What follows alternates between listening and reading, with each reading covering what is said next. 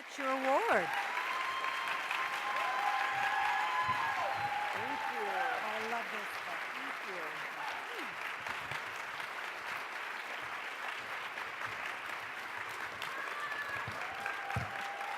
Jane Yolen just introduced me. Jane Yolen talked about my book. I am so thrilled to be up here. I've been at this a long time, and I know what a big deal this is. So thank you, thank you, thank you. And also, I really like getting out of my yoga pants every once in a while. You know, this is not what I wear to work. When I got the call from Lynn about this award, I was just about to walk into a vision board party, which is dorky, but true. So I'm all excited. I go into the vision board party, and I'm thinking, what could I possibly put in my vision board? I won the Golden Kite, you know? Woo! And then I remembered what Lynn said and about how I would be accepting in front of 1,000 people. So I was like, lose 20 pounds was the next theme of my vision board, and it didn't work. Stupid vision boards. There Might Be Lobsters is a really special book to me. When I got the email from my editor, I cried, but they weren't tears of joy. They were tears of relief. I hadn't made a sale in a long, long, long time. And I had many dark moments when I considered quitting writing and opening up a perfume store. I just did. Then one day, I received a letter from a second grader named Jordan. Now, I do a lot of school visits, and I get hundreds of letters every year, but this one really stood out to me. It came at the perfect time, and I keep it over my desk because it's that special. It's about my book, Henry and the Crazed Chicken Pirates, another deep and moving book, but which is also about overcoming your fears. Apparently, I am a very fearful writer because I write about fear a lot. This is what Jordan had to say.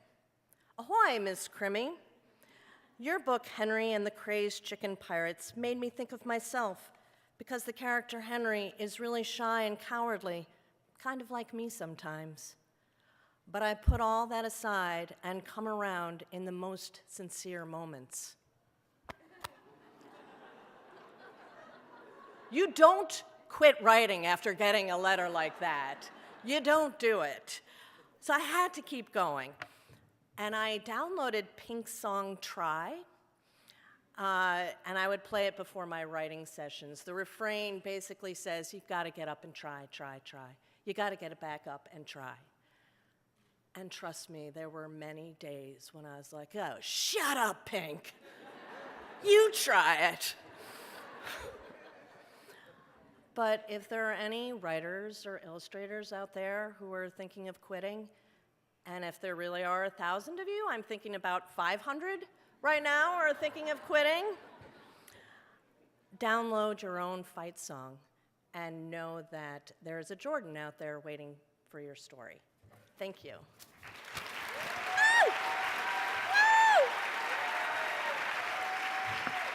I'm very honored tonight to award the Golden Kite Award for nonfiction for young readers to Carol Boston Weatherford.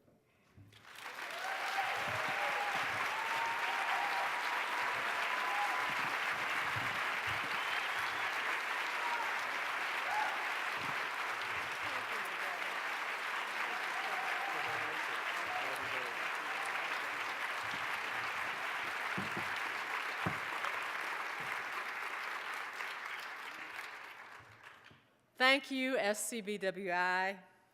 Thank you, Kwame. And I just want to, I want to applaud Kwame right now because I just read the New York Times article a couple days ago about Versify, your new imprint.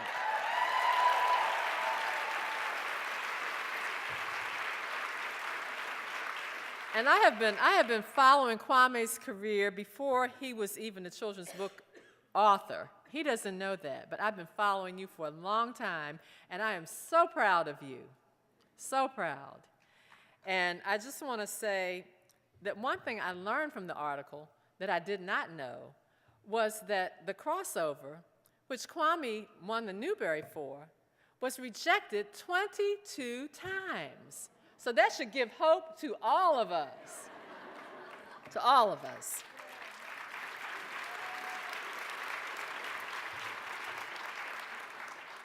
As for Schomburg, The Man Who Built a Library, that book was 10 years in the making.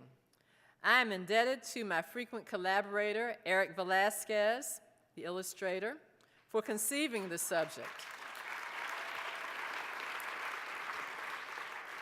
To our agent, Ruben Pfeffer, for reviving the project when I had set it aside. And to Candlewick Press and to my editor, Hilary Van Dusen, for bringing the book to fruition. For many reasons, Schomburg's story resonated with me. Like Schomburg, I had a teacher who could have discouraged me if I had been the quitting type. Like Schomburg, I am a collector of books, prints, and vintage photographs, and many other things that clutter my condo. I first learned of Schomburg 35 years ago when I visited the Schomburg Center in Harlem to research images for Remember the Bridge, a book that was 20 years in the making. Finally, like Schomburg, I am tracing my heritage for a work in progress, tentatively entitled Ken. I take none of my success for granted. I entered the industry during the multicultural boom of the 1990s. My mission is to mine the past for family stories, fading traditions, and forgotten struggles. The need for diverse books and diverse creators of books persists. There are stories begging to be told. Diverse narratives cultivate empathy in young people. There are writers of color who not only have stories to tell about their own cultures, but who have stories to tell about dogs and cats and fairies and monsters. And they need to be able to tell those stories as well. They need to be able to cross over as easily as white authors can cross over to tell stories about people of color.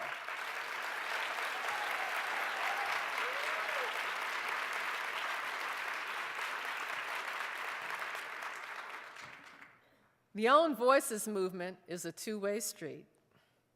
I am grateful to God for blessing me with this gift and for the support of my family. My daughter, who could not be here tonight because she is expecting a baby in a few weeks. My son, Jeffrey, who has now joined the family business as an illustrator. My mother, who wrote down my first poem as I dictated it at age 6 on a ride home from school. My father, who printed my early poems on a letterpress in his shop class at Baltimore's Frederick Douglass High School. Seeing my work in print as a third grader gave me the audacity years later to think that someone other than my father might actually publish my work, even though I had been rejected by some of the biggest and best publishers in the industry. Last but not least, I want to thank my mate Jerry, who brings me more joy than I thought possible. Thank you for sharing your love and your life with me. Thank you, everyone. So it's my pleasure to present the Golden Kite Award for picture book illustration to Kennard Pack. Congratulations, come on up.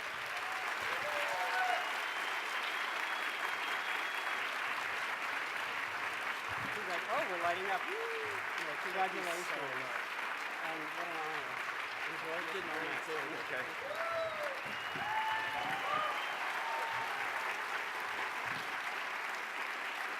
All right. I hope you're all having a really good time. I certainly am. This is my first award since 4th grade, 5th grade. So it's a big deal. It's a really, really big deal. And it's really nice. Yeah.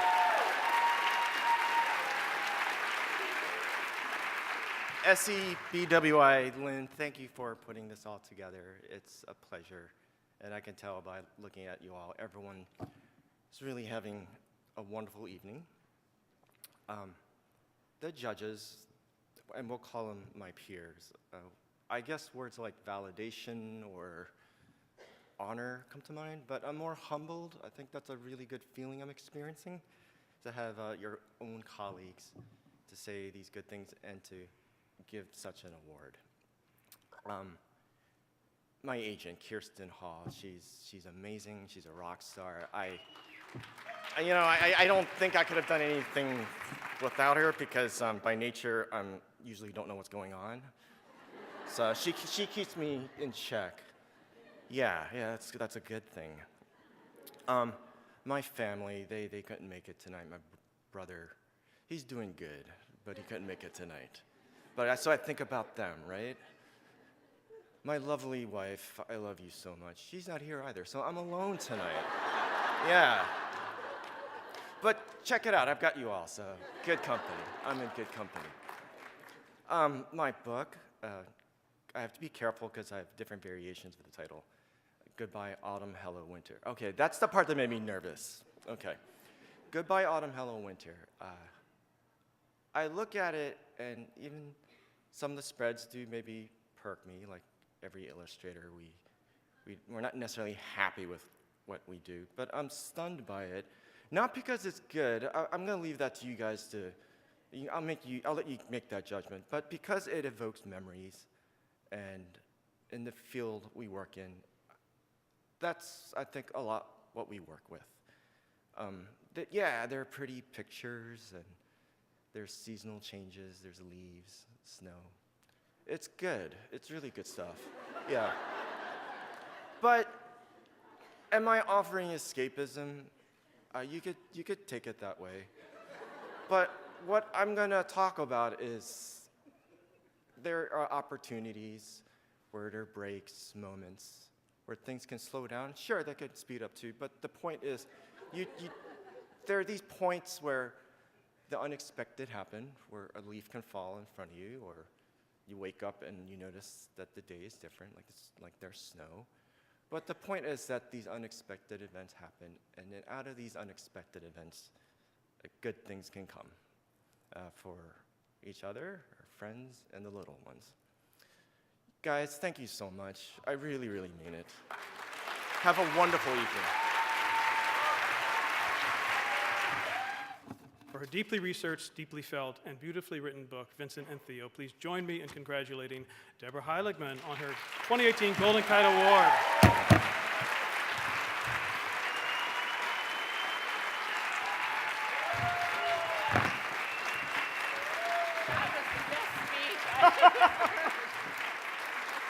Congratulations. Thank you. Watch out. Watch out. It's a little hard to follow that, I have to say. Look at all you beautiful people. Thank you for coming. Happy birthday, Lynn. This is really cool. I thought I would talk short, so I put everything on this little index card, and as I'm sitting there, I kept saying to my husband, "Can I borrow your pen? Can I borrow your pen?" Not to scare you, though, not to scare you. First, I want to just say that Vincent people think that Vincent wasn't recognized in his time. It's sort of true, but sort of not true, because he was recognized, his brilliance was recognized by his fellow artists. They thought he was fantastic. And so getting this award from my peers, I feel a little bit like, Vincent, thanks, guys, because you know.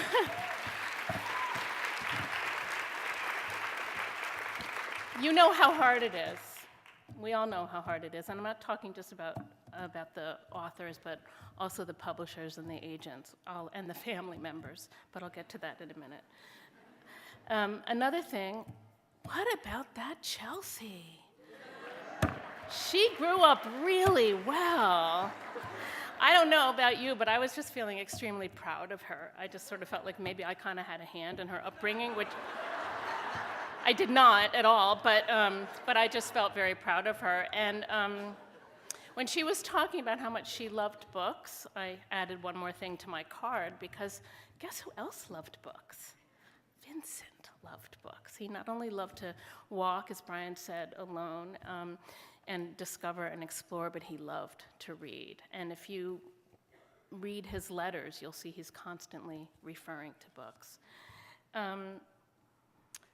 So there were a few things, I've whittled it down to 4, that you may not know about Vincent, but that were very, very important to him and really resonate with me.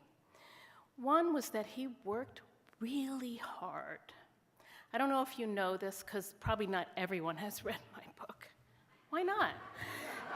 Sorry. But he worked really, really hard, and he was mostly self-taught. He wasn't a big fan of school. And so he taught himself by copying drawings from a book over and over again. He was really compelled to get the human figure right, and he was not really satisfied pretty much until the end of his life. And he was only an artist for 10 years, and when you look at his amount of work that he did, oh, Brian, by the way, it's okay to say Van Gogh in America. And this is from my friend Myrna, who used to walk her dog in the park with me, and she's from the Netherlands, so good to go. And it's really, actually, Van Gogh is really the better pronunciation, but whatever. Where was I? I got distracted.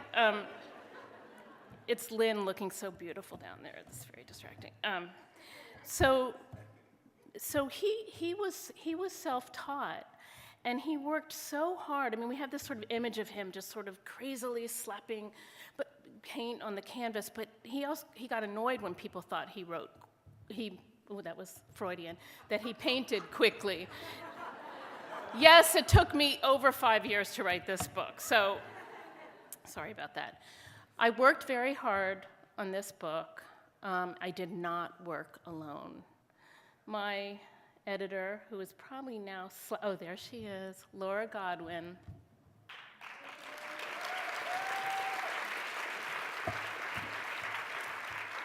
Oh, you should all have such editors like Laura. She worked side by side with me for those 5 years and still working with me, bless her heart. And she gave me the best advice, one of the best pieces of advice, and I pass it on to you. Write the damn book. No, that's not what she said. She said, when I went to her with 90 pages of mess, she called me into her office. She's not a big one for editorial letters. She's more of sort of a therapist editor. And she basically gave me a pep talk about making the story my own and believing that I could tell it. And that was exactly what I needed to hear at that moment. And 4 years later, I gave you a book. How about that? Thank you, and thank you to everyone at Macmillan, and a special tip of the hat to Anna Booth, who designed this beautiful, beautiful book. Vincent would love it. Vincent valued family. As you might have guessed, he not only valued Theo, he valued very much his parents. And Brian, I'm so glad you quoted the prayer, because I didn't have time to write it down. I was too busy ruining a gold pashmina before I got here. But it's my contention that he became an artist in large part to get back in the good graces of his family, because he had been really messing about for quite a long time and not finding himself, and his parents were getting a little bit at the end of their rope. Speaking of being at the end of the rope, my one son is not here. He claims to be sick, Benjamin, but he was extremely helpful in the course of this book. Actually, he read a draft and gave me fantastic notes. Thanks to him, there are fewer place names in the book, because he told me he had geography fatigue. So that was a good note. And Aaron and Sarah, I don't know where you are, wave something. Even though I'm continually furious at Aaron for always beating me at letterpress, no matter how hard I try to win, the book is dedicated to Aaron and Benjamin, to my sons. And Sarah, welcome to the family. Vincent loved community, Community was so important to him, so if you'll indulge me for a moment, I'm going to talk about what this community means to me. I've been a member of SCBWI for many years, first in Pennsylvania, where I used to live, and I helped to run the First Pages conference in Doylestown. Anybody ever go to that?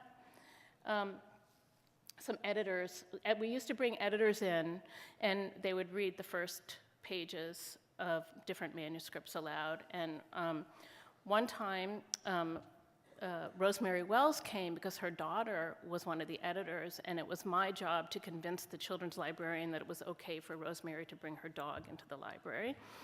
Do you remember that, Lori? I don't know if you were there for that one.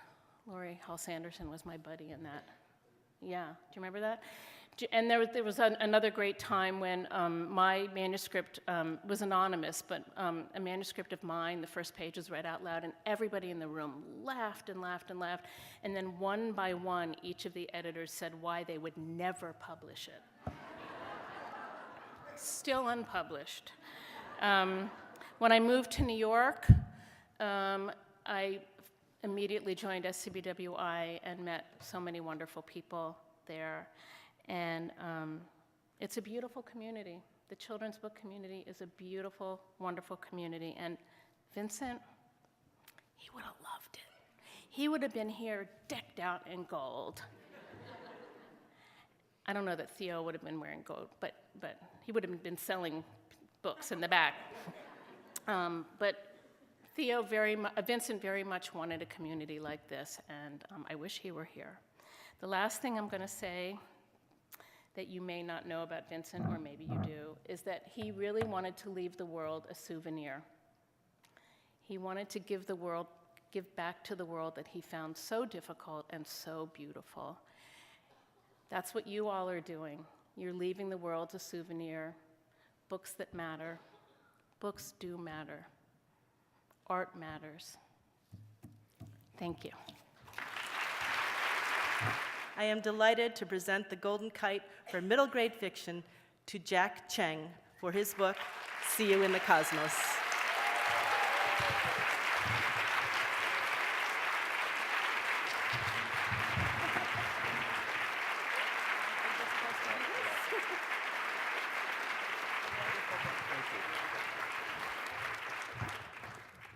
Wow.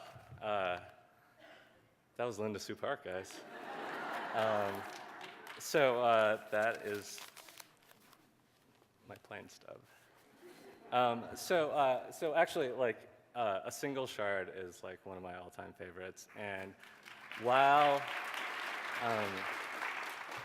I was writing See You in the Cosmos, I was taking pottery classes in the afternoon.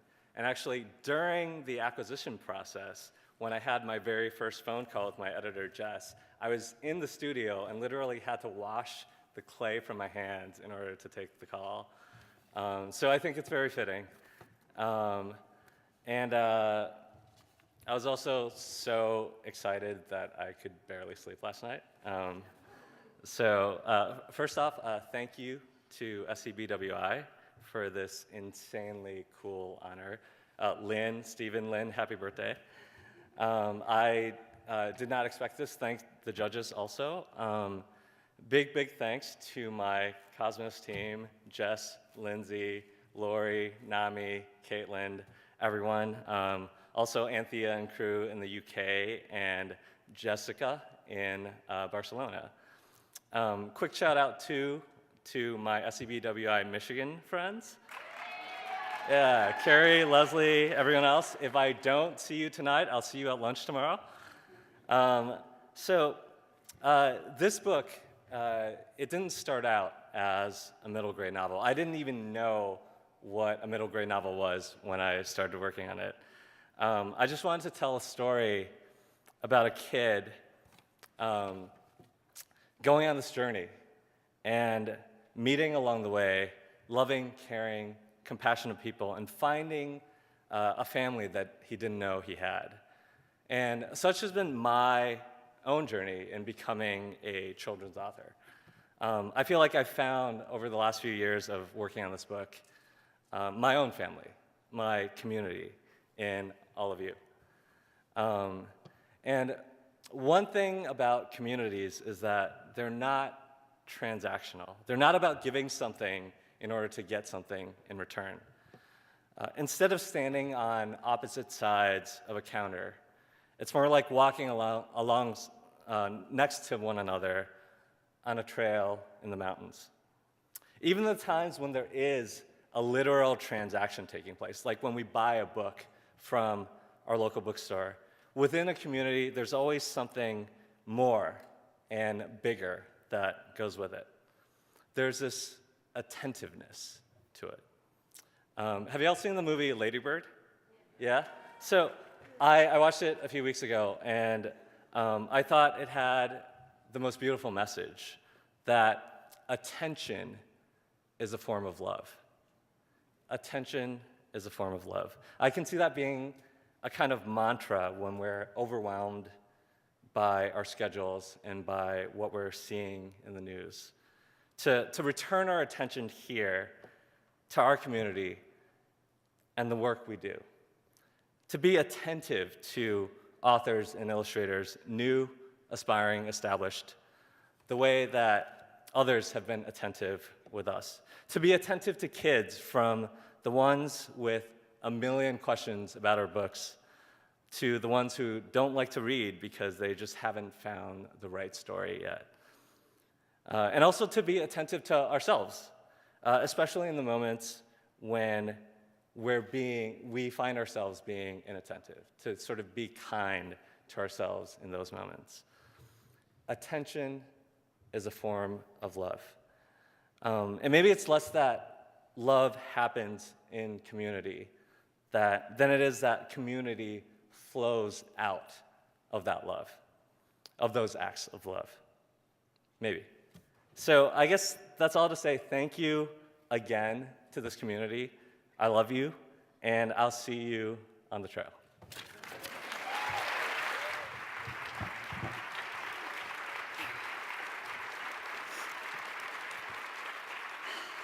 Wow, thank you so much. It's such an honor to be here. It really, really is.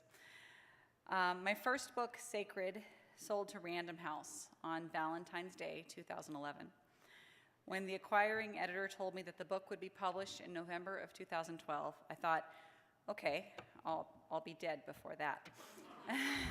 I was sure of it, because seeing my name on a book on a shelf had been such a dream for so long that it felt impossible that my published book and I could share the earth and that we could exist at the same time.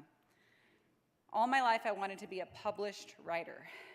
Those two words for me always went together in my description of who I wanted to become. Not a writer, a published writer. And I don't think it was the idea of money attached to publication that I sought. As we all know, there isn't usually a ton of money behind being a writer, published or not.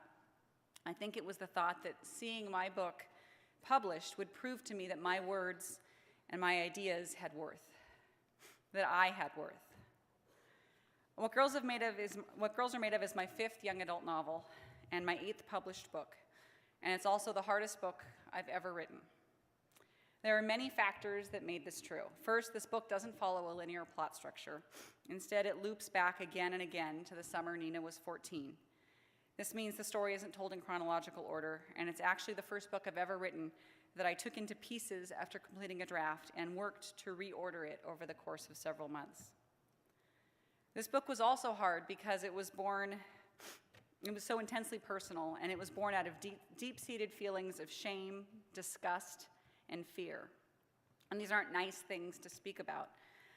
It examines all the parts of myself that felt the least worthy of love. My grasping need for love and attention, the grossness of the functions of my body, my messy, contradictory feelings about sex and love and God and self. Writing this book was the act of reaching into my throat and gouging out a tumorous owl pellet growth, and then picking apart the pellet to see the teeth, the hair, the tiny bones, the blood clots, all of my own making. When people tell me they're reading What Girls Are Made Of, I can't really say I hope you enjoy it or I hope you like it, because I don't think the book is enjoyable to read, and it wasn't enjoyable to write. I say, I hope the book is meaningful to you. It is intensely meaningful to me, and I'm grateful to each reader who shares time with it. And when someone tells me that they see themselves in what girls are made of, I say, me too. And sometimes I say, I'm sorry. And when they tell me they've chosen to spend time with my book, I also want to say thank you. Thank you for reading my book. Thank you for sitting with me. I want to thank SCBWI, Lynn and Stephen, and the judges for honoring What Girls Are Made Of tonight, alongside these other beautiful books, in this room full of writers and artists and lovers of books. My character, Nina, didn't have a community. That is one of the root causes of her unhappiness. Like Nina, I have been largely unmoored for most of my life, with my own small family to support me, but without a larger sense of community connection. Being a writer has shifted this for me. It's a community that lifts up these books tonight, and it's a community that helped me get my book written. First, Ruben Pfeffer, who has the best name of any agent ever. My agent and my friend. Where are you, Ruben Pfeffer? There you are, Ruben Pfeffer. Thank you. You've been a steadfast partner, and I'm remarkably fortunate to have you as a guide into the publishing landscape. Thank you. I'm grateful to Alex Reed, the editor of What Girls Are Made Of, who gave me the space to tell this story, and Adam Lerner, who published it. Carol Rhoda Lab says they're dedicated to publishing boundary-pushing YA, and they put their money where their mouth is. If you have a boundary-pushing YA, you might want to consider sending it to Carol Rhoda Lab. Martha Brokenbrough, an author and a friend I so admire and love, gave me perfect advice about how to deal with a revision letter, and spent hours talking with me about the issues in my book and in my heart. Thank you. My family of origin is small, but I am grateful to the micro-community of my siblings, Sasha, Zach, and Misha, whose support I lean on every day and who I hope will always lean on me. I'm grateful to the support of my husband's family, who has become mine, and my own little family, Keith, Max, and Davis, who love me and whom I love without conditions. I'm dedicating this recognition tonight to Planned Parenthood.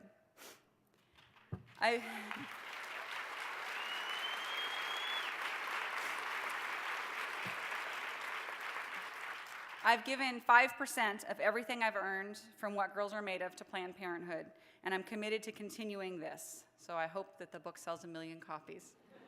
Thank you, Planned Parenthood, for everything you do for women. Thank you, Planned Parenthood.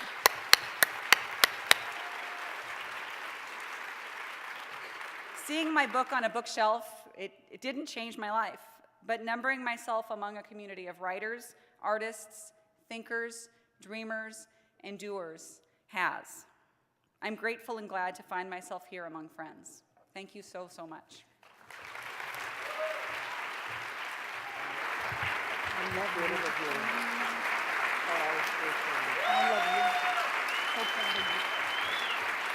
Thank you.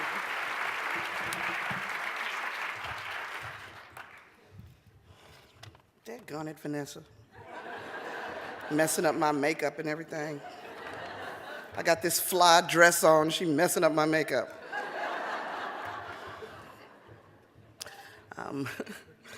All right, I would first like to thank my Lord and Savior for giving me a gift of writing. It's great to know that he has a sense of humor and gave that talent to me. I would also like to acknowledge the people in my village, my husband, Reggie, my sons, Philip and Joshua, my wonderful publishers, Bowser and Bray, the incredible Jen Rofe and the amazing Kristen Renz, the best agent and editor duo on the planet. And of course, thank you, Lynn Oliver and Steve Musser and SCBWI for this wonderful honor.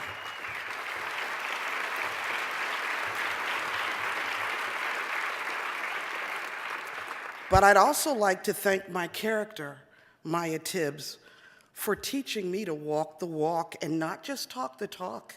See, when I began to write Maya's first story, I couldn't see her. I've always had my character walk around in my head a while before writing about them. And let me let most of you know that I don't need medication. So let me clear that up right now. But Maya was very elusive. When she did show up, the first thing I saw were these pink cowgirl boots. And I thought, oh no. And then I saw this brown vest and brown cowgirl hat. This was the absolute worst thing that could happen to me. See, I don't like country or Western. And now I've got a character that's supposed to be a possible series, and we don't have anything in common. But I continued writing, and I tried to remember the days when my grandmother listened to Charlie Pride. That memory made me so ill. I had to lie down.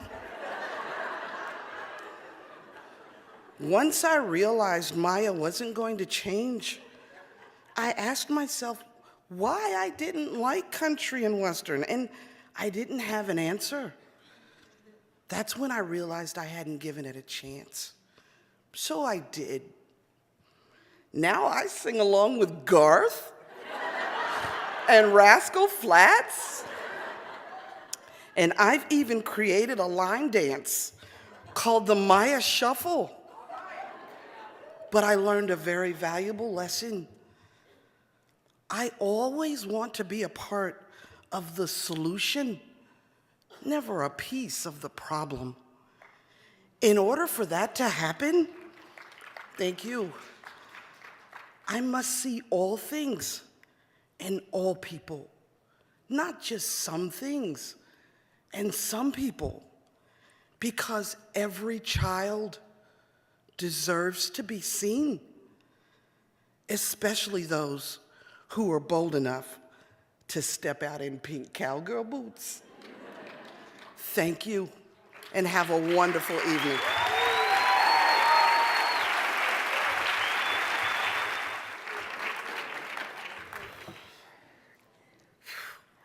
Should we a collective deep breath? Inhale, exhale. What a great evening. Congratulations to all the winners and all the honor book recipients. But let me just say this, that we are all winners in this room because we all get to be part of this amazing industry of creating books and wonder for children. So everyone here has won.